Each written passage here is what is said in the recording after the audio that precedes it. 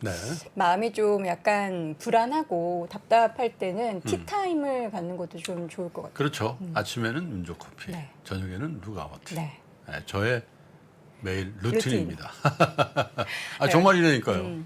여러분들도 좀 이렇게 마음이 좀 심숭생숭하시고 할 때는 좀 네. 따끈한 차 한 잔 드시면 뭐 잠시나마 좀 마음에 그래요. 안정이 도움이 된다고 하니까요. 함께 드셔보시면 좋을 것 같고요. 네. 지금 퇴근하시는 분들 오늘 장중 내내 이제 뭐 직장에서나 이동하실 때 시장 보면서 얼마나 낙폭이 줄어드나 보셨을 텐데 네. 자, 그래서 오늘 하루 동안 시장의 움직임 이분이 정리해 주실 겁니다. IBK 투자증권 박근영 부장 함께합니다. 부장님 어서 오세요. 어서 오세요. 네, 안녕하십니까? 네. 쌩쌩하신데요. 네, 뭐 저는 좀 쉬었다 왔는데, 근데 대구 부산에 갔다 왔는데요. 네. 그래도 굉장히 뭐 부모님 아니, 뵈러 가는 그게 아니라 길이라서. 오늘 장을. 아, 장이요? 네.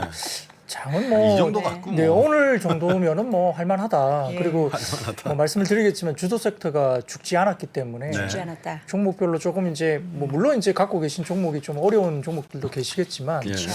트레이딩 입장에서는 뭐 나쁘지 않은 장으로 좀 볼 수 있겠고요. 그래요. 전략 구강이니까 그래도. 그렇죠. 그래도 아직은 좀 힘든 장이기 때문에 네. 구간별로는 좀 고통을 느끼시는 개인 투자자 있을 것 같고요. 네. 근데 이제 좀 다행인 것은 어쨌든 주도 업종이 그나마 살아 있었다는 거고요. 그래요. 그런 부분들 좀 말씀을 좀 올리겠습니다. 어째 네. 시장 동향 좀 보죠. 네, 뭐 미국의 8월 CPI가 당연히 이제 예상보다 강세를 보였기 때문에 통화 긴축 강화 우려도 되고 있고 뭐 1% 정도의 뭐 금리 인상까지도 뭐 가능성이 30% 정도까지 올라오니까 네. 시장이 좀 약간 놀란 것 같습니다. 국내 코스피 같은 경우도 60포인트 정도 하락하면서 2390 정도로 출발했고요. 장중에 사실은 저희가 제일 중요하게 기술적인 지지로 봤던 코스피 2380에 깨지느냐 부분을 저는 좀 중요하게 봤는데 이 되돌림 구간이 중요한 지지 라인입니다. 근데 장중에 그 라인을 지키고 돌리더라고요. 네. 그래서 이제 원달러 환율도 19.4원 오른 1393원으로 개장하면서 역시나 연고점 경신을 했는데 이 외국인 선물 대규모 매도가 됐지만 코스피는 좀 제한적인 매도 그리고 시작할 때 외국인 코스닥은 매수로 시작을 했습니다. 그래서 다소 이제 조금은 그 코스닥이 좀 편안하게 시작했는데 기관은 선물과 코스피를 매수로 시작했고 코스닥은 매도 출발을 했습니다만 주가지수가 뭐 선물 부분에서 약세가 지속되면서 기관도 코스피 그러니까 매도 전환됐죠. 그래서 전반적으로 원달러 환율이 1,400원을 가느냐 마느냐 이 부분이 계속적으로 지켜봤던 부분인데요. 다행히 1,395원을 잠시 넘기긴 했지만 1,400원 쪽으로 터치를 하지 않았습니다. 네. 시장 하락세가 여기에 따라서 확대되지는 않았고요. 전 업종이 하락을 보였지만 뭐 특히 금리에 민감했던 대표적인 성장주의 인터넷 업종 그리고 의약품, 바이오 그리고 건설업이나 증권 업종의 약세가 심화됐고요. 기관 외국인 양시장 현물 매도세에도 불구하고 10시를 지나면서 외국인 선물 매도가 전체적으로 규모가 대폭 축소되면서 시장 낙폭을 줄이기 시작했습니다. 그 가운데에 관련된 섹터로서는 뭐 해운이나 뭐 사료 그리고 2차 전지나 폐배터리 관련주가 강세를 나타내기 시작했는데요. 네. 12시를 지나면서 외국인 선물 매수세가 전환됐고 오전 시장 낙폭의 절반가량을 돌리는 회복세가 오후 들어서 보였습니다. 달러 인덱스도 소폭 밀리는 모습이 보였고 외환 당국도 뭐 개입 관련해서 이제 일부 이런 부분들이 이야기가 됐기 때문에 경기 심리가 되면서 원달러 환율이 상승폭이 축소되면서 1390원 선에서 계속 네. 등락이 반복됐습니다.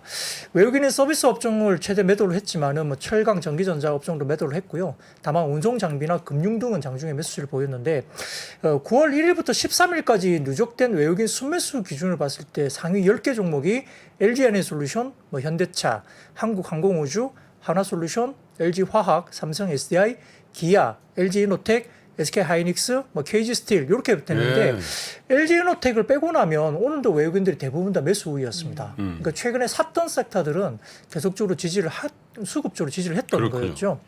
거기에다 주식경춤의 니케이가 속보를 발표했는데요. BOJ에서 환시 개입을 위한 레이트 체크 이게 뭐냐면 환율에 관련된 체크를 하겠다는 거거든요. 이건 것에 대한 속보를 전했습니다. 여기에 따라서 레이트 체크라는 것은 강도 높은 구두 개입으로 시중은행이 네. 환거래 내용을 상세히 일본은행에 보고하도록 하는 것 이런 이게 조치를 말합니다. 굉장히 이례적인 거죠. 그렇습니다. 이게 상당히 좀 잘 하지 않는 BOJ의 스탠스인데요. 오늘 2시경에 그게 발표됐고요.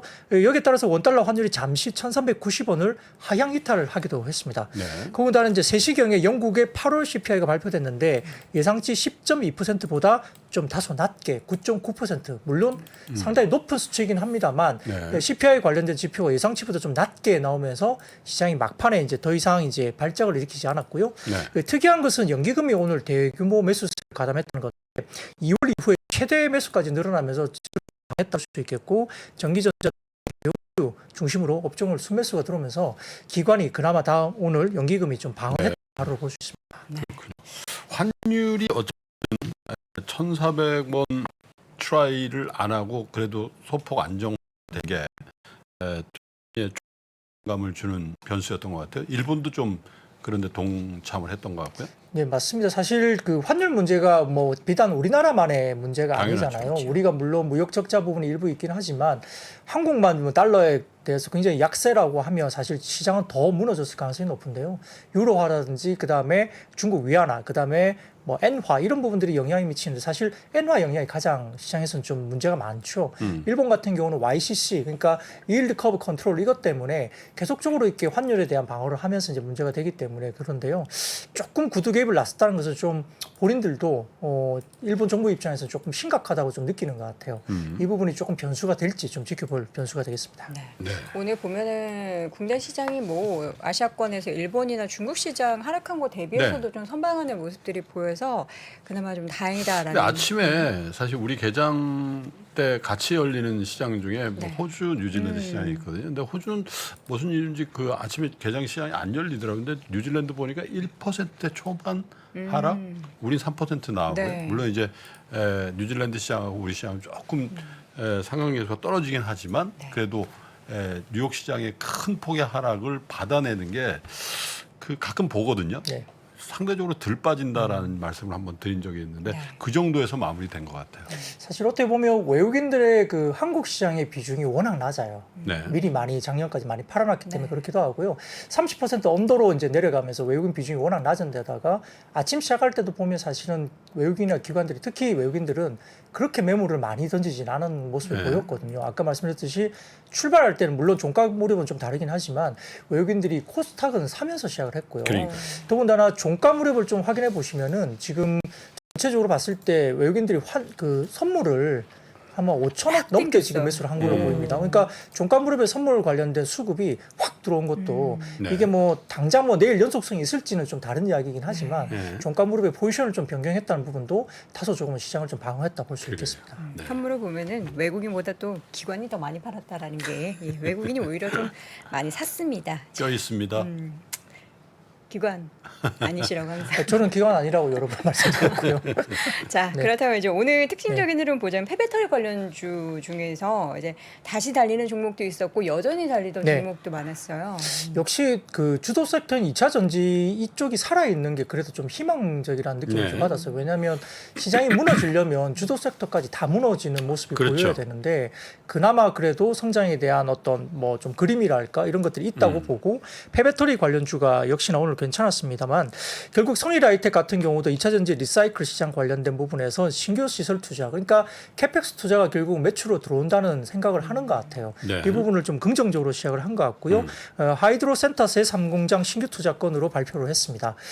전체적으로 지금 폐배터리 시장은 당연히 이제 2020년 같은 경우에는 약 4천억 정도 규모였는데 2040년 같은 경우는 87조 원까지 그리고 2050년은 600조 원까지 성장할 걸 보이는데 이게 왜 이렇게 기하급수적으로 이렇게 늘어납니까? 그렇게 물어보면 전기차가 팔리고 있고 팔렸던 물량들이 있는데 이게 적어도 5년에서 10년, 20년 사이클이 있잖아요. 네. 차도 네. 타다 보면 그 정도 되면 이제 폐차를 하게 되는데 그렇게 되면 2030년도부터 본격적으로 배터리가 나오기 시작하고 40년도부터 의미 있게 올라오니까 이런 추정을 하는 겁니다. 그래서 이런 부분들에 대한 기본적인 부분들 때문에 다소 성일하이텍이 이제 시가총액이 거의 2조 원 가까이까지 올라왔기 때문에 현재 돈 버는 것보다 당연히 비싸다 이야기 나오겠지만 이 시장에 대한 부분들을 좀 프리미엄을 주는 것 같아요. 그래요. 거기다가 이제 뭐 코스모 화학이나 하나기술, 세비캠 이런 종목들이 관련주로 주목을 받고 있고 여기다가 지금 LG에너지솔루션 같은 경우도 뭐 리사이클이라는 재활용 업체에 대한 지분을 3% 정도 확보를 했고요. 그 다음에 SK 온도, 포드와 미국의 현지 합작법인인 블루오버 SK 배터리 공장에서 폐배터리 활용한 레드우드 머티리얼즈를 통해서 제품 생산을 한다 이렇게 발표까지 했고요. 포스코 홀딩스도 최근에 폴란드에 연산 7,000톤 규모의 폐배터리 재활용 공장 준공했기 때문에 어쨌든 대기업을 중심으로 중소기업까지 지금 폐배터리 관련된 부분에 대해서 상당히 좀 공격적으로 나가고 있다 이렇게 보입니다. 네. 여기에 따라서 이제 폐배터리뿐만 아니라 오늘 시장에서는 2차 전지 관련주들도 주도 섹터가 굉장히 좋았습니다. 현재 이제 영국에서 웨스트 미드랜드 기가 팩토리 어렵네요. 이 회사가 60기가와트 정도의 이제 배터리 공장 증설과 관련된 이슈가 오늘 발표가 됐는데 관련 장비 밸류 체인이 LG 엔솔이 되지 않을까 또는 브리티스 볼트 향의 업체가 가능성이 있지 않을까 이렇게 시장에서는 이슈가 좀 있었는데요. 왜 그런가 하면 이 영국과 관련된 이 회사 관련해서 전 제교와 로터스 엔지니어인 리처드 무어라는 사람이 있는데 이 사람이 이제 셀 파트너사를 찾는 업무를 위임받았다고 합니다. 네. 근데 리차드 무어 같은 경우는 이전에 제교와 아이페스트과 같은 그리고 로터스 전기차 플랫폼을 개발 담당했던 엔지니어로 알려져 있는데 관련해서 제교하고 랜드로버는 사실은 LG 에너지 솔루션에 배터리 탑재를 하고 있고요. 그다음에 이제 로터스 같은 경우는 브리티시 볼트와 MOU 협의를 했기 때문에 네. 결국 이 사람이 들어오는 걸 봐서는 LG 에너지 솔루션 또는 뭐 브리티시 볼트 쪽으로 가는 오늘 업체가 아닐까라고 시장을 보는 건데요. LG 에너지 솔루션 가능성을 좀 높게 본다 이렇게 이야기 나오고 있습니다. 더군다나 지금 LG 에너지 솔루션 같은 경우는 오늘 시장에서 굉장히 괜찮았는데 프랑스 완성차인 르노와 배터리 JV 설립과 관련된 검토를 하고 있다 이야기도 흘러나왔고 네. 이렇게 되면 GM이나 스텔란티스 그다음에 혼다에 이어서 네 번째 JV가 되니까 어떻게 보면 LG 에너지솔의 또 성장에 대한 부분도 충분히 그러네요. 부어될 수 있죠. 거기다가 삼성 SDI도 오늘 2% 정도까지 주가가 올라갔는데 4680 원투령 배터리 관련된 내년 설계가 확정돼서 본격적으로 생산 돌입한다 이게 나옵니다. 이게 건식과 섭식이 다른데요. 습식이 아닌 건식으로 들어가면서 상당히 좀 각광을 받고 있는 차세대 원투령 배터리죠. 이게 테슬라에도 가능하고요. 그다음에 BMW와 삼성 SDI의 동맹 가능성이 오늘 이야기가 되면서 또다시 삼성 SDI가 상당히 강세를 보였습니다. 여기다가 테슬라가 상하이 공장 8월 인도가 76,695대 기록하면서 월간 최대치까지 올라왔다 이렇게 되니까 출하량이 많아지니까 소재 업체들도 상당히 좋았거든요. 그렇겠네요. 거기에 따라서 뭐 최근에 뭐 테슬라 관련해서는 역시나 이제 LNF 관련된 종목이 상당히 좋은 실적이 보일 수밖에 없고요. 여기다가 이제 관련된 종목 중에 에코프로라든지 포스코 케미칼 이런 쪽이 상당히 좋은데 왜 유독 에코프로와 포스코 케미칼이 상당히 좋았을까? 네. 이거 이제 이야기를 많이 할 수밖에 없죠. 다른 종목들은 빠지는데 이 종목들이 급등을 했습니다. 오늘 장중에. 이 보면은 내용을 좀 찾아보니까 에코프로 같은 경우는 독일 AMG 리튬과 수산화 리튬 공급 계약을 했다. 이게 나온 거예요. 그러니까 2024년부터 연간 5,000톤 규모의 수산화 리튬을 헝가리 에코프로 BM 양극재 공장에 공급하면서 에코프로가 이제 중국에서 벗어나는 거죠. 수산화 리튬 관련된 구입원을 공급 계약을 상당히 구체적으로 하고 있는 거고요. 특히나 이제 이 부분도 포함뿐만 아니라 이 관련된 서플라이 체인 중에 광물 정제령 관련된 기업들의 가치가 충분히 중국에서 벗어나는 종목들 이게 네. 집중된다 보는데 아까 말씀드린 대로 수산화 리튬 정제 관련 기업으로서 에코프로 그룹이 비상장 자회사 에코프로 이노베이션을 통해서 한다. 그리고 포스코 케미칼도 급등한 이유가 계열사인 포스코 리튬 솔루션을 통해서 수산화 리튬 정제를 한다. 네. 이게 불거지면서 두 개의 업체가 아주 차별적으로 급등을 보였다. 이렇게 풀이할 수 있겠습니다. 이런 약세 국면에서 이런 재료가 통한다는 거는 아직도 이런 쪽에 재료로서 매기가 살아있다. 이렇게 봐야 되는 거네요. 네. 그렇죠. 뭐 역시나 인플레 방지 법안 쪽에서 중국을 탈피하는 업체들 실질적으로 수직 계열화가 돼 있고 이런 부분들이 명확하게 나오는 섹터들은 종목들은 프리미엄을 확실히 받는다 볼 수 있습니다. 여왕의 장례식에 제규어 랜드로버가 쓰이죠. 왕실 그런 거예요. 공식하죠. 네. 많이 뭐 이제 많이 디자인도 많이 팔리지 바뀌었어요. 않습니다. 뭐 과거에 뭐 우리가 제규어 이런 차들은 뭐 굉장히 007 뭐 영화를 보면 클래식하게 아주 됐죠. 클래식했잖아요. 근데 디자인이 많이 좀 바뀌었더라고요. 약간 둥글둥글하게 네네. 그렇죠. 근데 예전에 뭐 현대차가 그래도 좀 인수할 수 있는 기회가 한번 있지 않았나요? 중국 제규어를요? 쪽에 그렇죠. 비인수되기 전에 2조 원 정도 네, 한번 인수할 수 뭐, 있는 기회가 네. 있었습니다. 인수할 수 있는 기회가 있었는데 중국으로 갔죠. 네, 중국으로 갔습니다. 자, 인도네요, 인도. 아, 인도. 네. 그러면은 볼보가 중국으로 간 거고. 네. 네. 그죠? 자동차나 뭐 2차 전지 이렇게 좀 주도하는 섹터들은 오늘 시장에서도 보면은 더 올랐거나 덜 빠진 그런 움직임들도 보였습니다. 뭐 현대차, 기아차 주가도 네. 보면 한 1% 정도의 조정이 보였다라는 점 함께 확인해 보시면 좋을 것 같고요.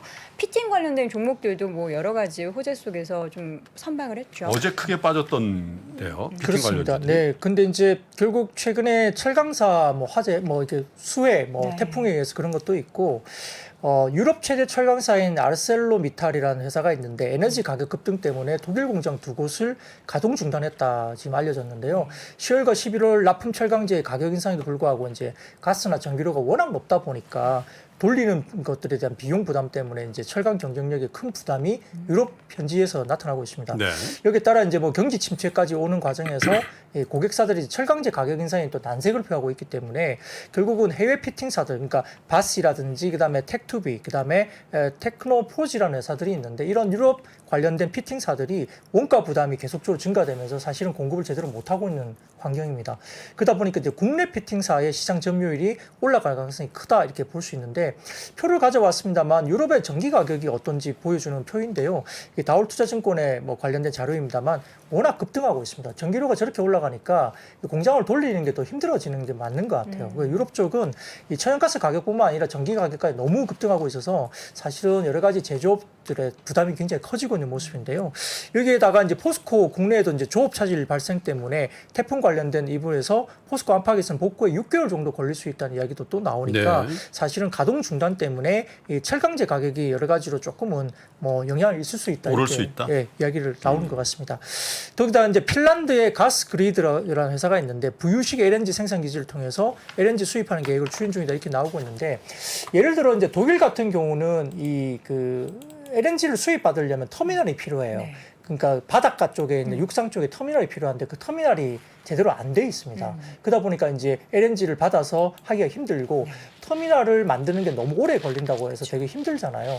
그러다 보니까 이제 육상이 아니라 이제 해상 쪽에 그 오래된 중고 LNG 선을 개조해서 만드는 그런 이 LNG 관련된 그 해상 쪽의 어떤 저장고를 만드는 게 좀 빨라요. 네. 그러다 보니까 중고 LNG 선을 많이 쓰기도 합니다. 뭐 이런 부분도 있는데 아무튼 유럽 쪽에 LNG 터미널 수요가 계속적으로 증가할 수밖에 없습니다. 수입을 하고 그걸 가둬놔야 되기 때문에 그런데요. 여기에 따라서 LNG 터미널 EPC 기성률에 따른 제품 믹스 개선 이런 것들이 결국은 피팅사들의 수주 호조 이런 부분에 대한 분석을 할 수 있기 때문에 아마 매출 호조에 대한 여러 가지 기대감 이런 것들이 피팅사에 여러 가지로 반영을 하고 있는 것 같고요. 오늘 거기에 대해서 주가가 반응한 네. 것 같습니다. 네.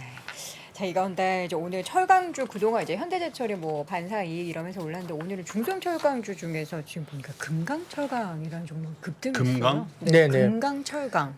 금강철강이라는 시총이 있습니다. 1681억밖에 안 예, 되는 거 맞습니다. 오. 금강철강, 뭐 문배철강, 뭐 아주스틸 이렇게 아주 개별 네. 종목이죠. 그러니까 시장에서 그렇게 우리가 많이 안 봤던 네. 우리가 뭐 소위 말하면 큰 조식 말고도 뭐 동국제강이나 뭐 여러 가지 종목들이 한국제 뭐 대한제강 네, 뭐 그런 데도 이런 있죠. 회사들은 좀 들어볼 수 그렇죠. 있는데. 예. 근데 아주 이제 우리가 별로 거래를 사실 많이 안 하던 그렇죠. 이 금강철강, 문배철강, 아주스틸 뭐 이런 종목들이 움직였는데 역시 이제 그 가장 피해가 컸던 아변, 포스코 쪽에 이번에 그 아변이라는 것은 열과 압력을 가해서 철을 가공하는 작업을 말하는데요. 네. 이 라인은 배수 작업을 벌이고 있기 때문에 완전한 정상화까지는 시간이 다소 좀 더 걸릴 것 같다 이야기가 되는 것 같습니다. 그래서 철강 제품 생산에 차질이 당연히 있을 걸로 보이는 상황인데 예. 뭐 철강 가격 상승은 여전히 전망될 수밖에 없겠죠. 여기에 따라서 사실 이제 시장에서는 분석을 이렇게 하고 있습니다.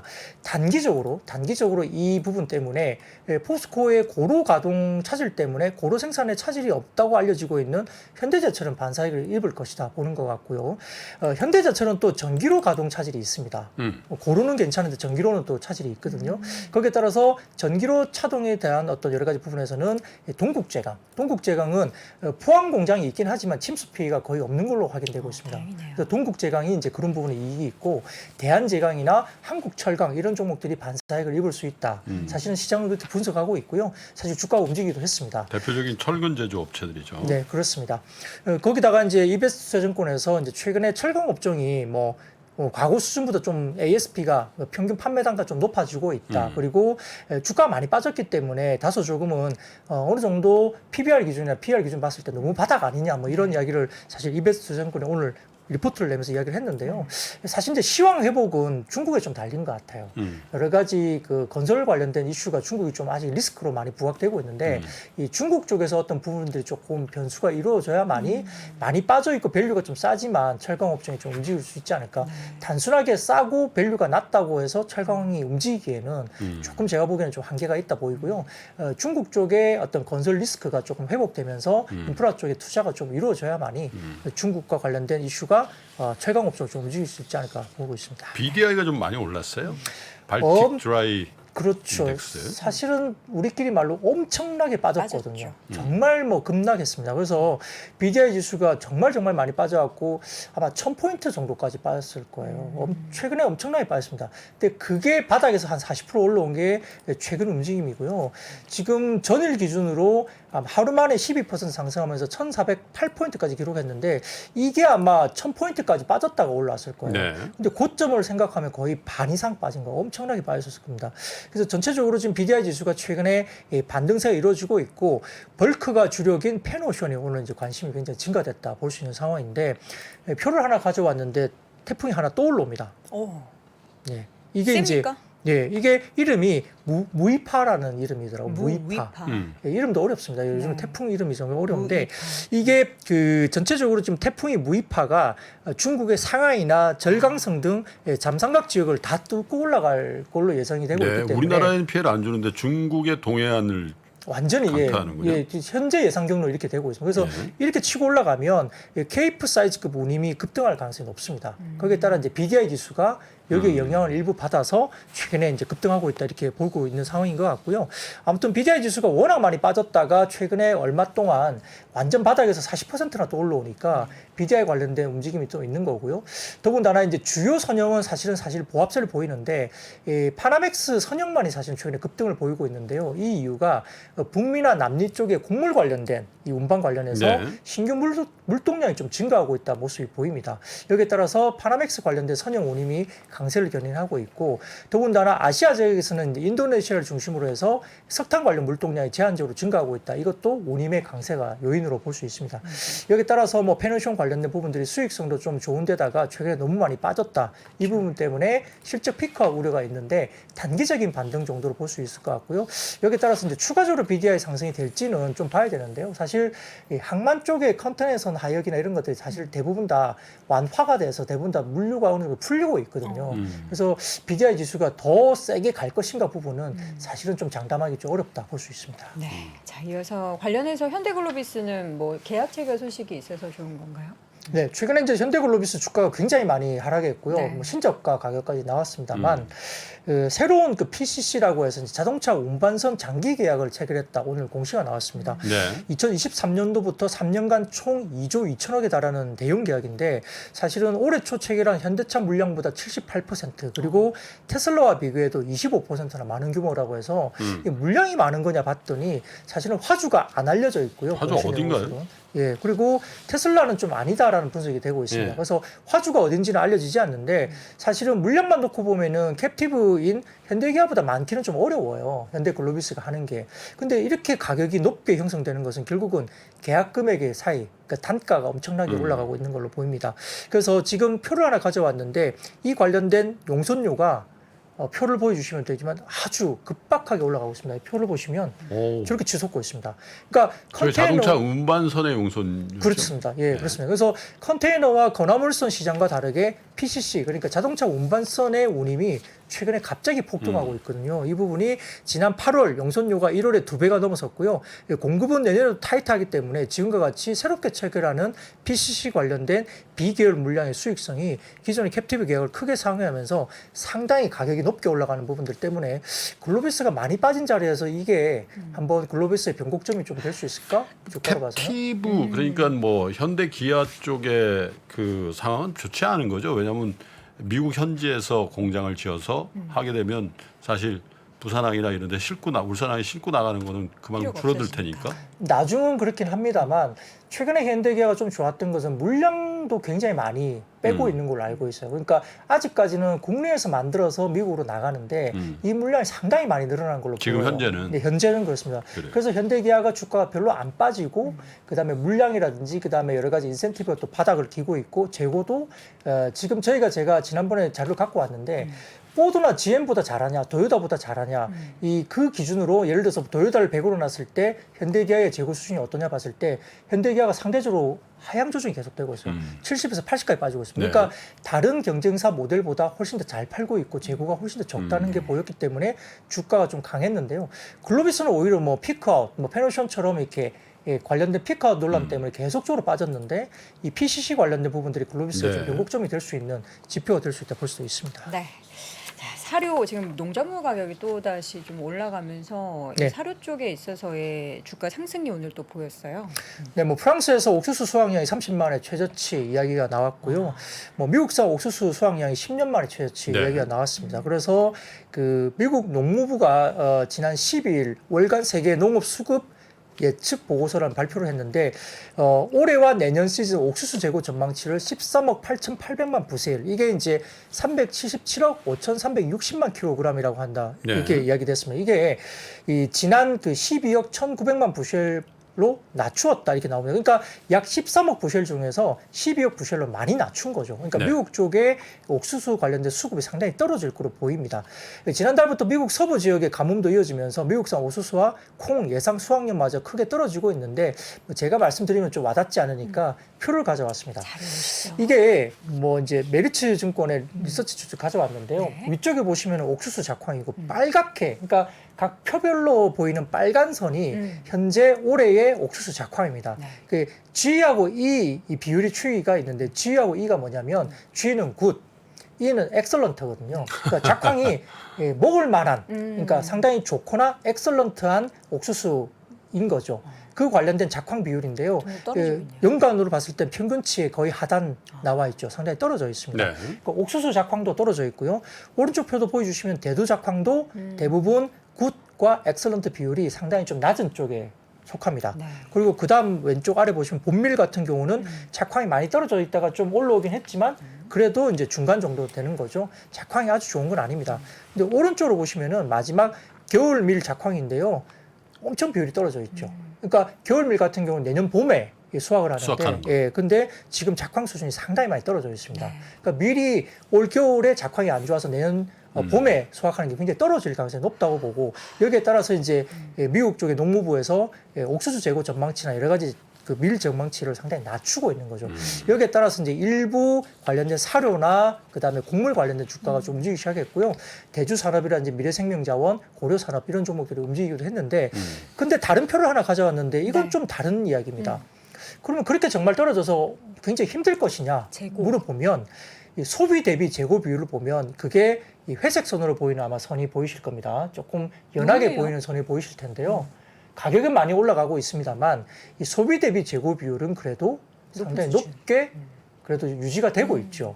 그러니까 아주 문제가 될 만큼 네. 지금 이게 뭐 이렇게 작황이 좀 안 좋다고 해서 정말 뭐 곡물에 대한 수요가 뭐 정말 공급이 안 돼가지고 수요가 막 넘치면서 진짜 네. 문제가 될 것이냐 부분은 조금 다른 이야기로 보일 수 있지 않을까 이렇게 표로 보입니다. 그래서 소비 대비 재고 비율을 보면 아주 그렇게 뭐라 그럴까 패닉에 갈 만한 상황은 아닌 것 같다라고 제가 보이고 있고요. 그래서 이 표를 가져와 봤으니까 저희가 단순하게 이 작황이 좋지 않아서 뭐 굉장히 어렵다고 하나만 가지고 볼 건 아니라 소비 대비 재고 비율을 본다면 아주 많이 떨어진 것은 아니라 오히려 소비가 줄었든지 아니면 재고가 그래도 어느 정도 올라오는지 간에 전체적으로 아주 패닉 상태는 아니다 이렇게 볼 수는 있겠습니다. 네. 마지막으로는 어제도 그렇고 이제 우크라이나가 뭔가 이제 러시아가 점령했던 데를 다시 되찾아지니까 네. 재건 관련된 종목들이 좀 움직이잖아요. 오늘은 어땠습니까? 네, 뭐 일부 이제 외신에 따르면 푸틴 대통령에 대한 사임을 요구하는 청원 이걸 이제 요청한 지방 대표, 그러니까 러시아 내에 정말요?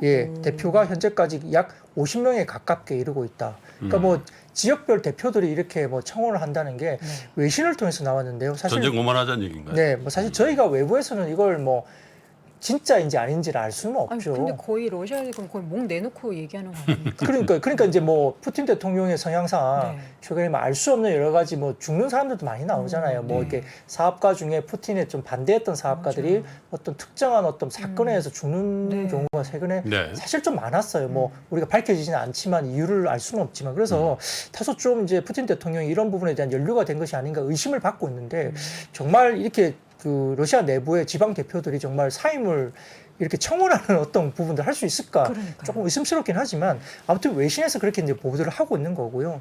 더군다나 이제 일부 이제 우크라이나 쪽에서 이제 러시아 군들이 철군을 좀 하고 있다 이런 이야기들이 좀 일부 지역에서 그럼 뭐 들립니다. 장성급도 체포 뭐라 그래 포로가 되고 뭐. 네네 그렇습니다. 근데 사실은 아직까지는 그 전쟁 상황이 뭐 이렇게 우리가 뭐 종전을 이렇게 우리가 희망할 정도까지 종전 상황은 아닌 것 같아요. 그래서 너무 희망을 걸긴 좀 그런데요. 아무튼 이런 외신의 이야기가 나오면서 제공 관련주로 이야기되고 있는 뭐 기계업종들, 현대건설기계나 뭐 데모, 한국테크놀로지 이런 종목들이 움직였는데 사실은 뭐 제공 관련주는 조금 시간적으로는 그쵸. 아직은 이걸 우리가 확실하게 뭐 이쪽으로 간다라고 보기에는 조금 이른 것 같고요. 조금은 조심해야 될 것으로 보입니다. 근데 아무튼 제가 아까 곡물 관련된 이슈를 들었지만 하나 네. 빠진 게 있는데 미국이 철도 파업을 내일부터 또 한다고 합니다. 웬? 그래서 뭐 내부적으로 뭐 여러 가지 뭐 임금 문제라든지 일부 네. 조금 이슈가 있는데 그게 조금 변수가 돼서 사료나 곡물 뭐 미국 내부적으로 철도 파업이 좀 장기화된다면 다소 좀 또 변수가 될 수 있는 부분이 있기 때문에 이 부분도 한번 또 언급을 좀 드려야 될 것 같습니다. 야, 진짜 샅샅이 뒤지시는군요.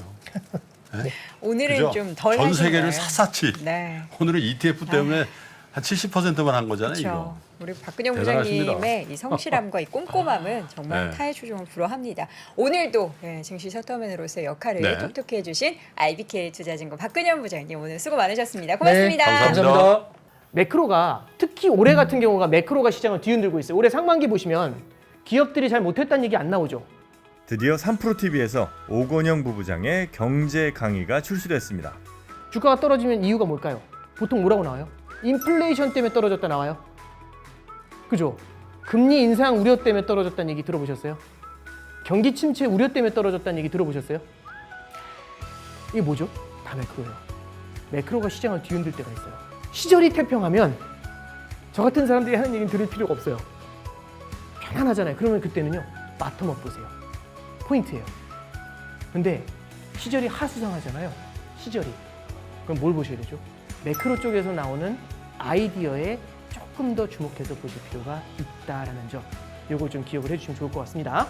3프로TV 경제대학 오건영의 경제를 보는 눈 신규 출시 기념 8월 31일까지 얼리버드 특가로 만나보시죠.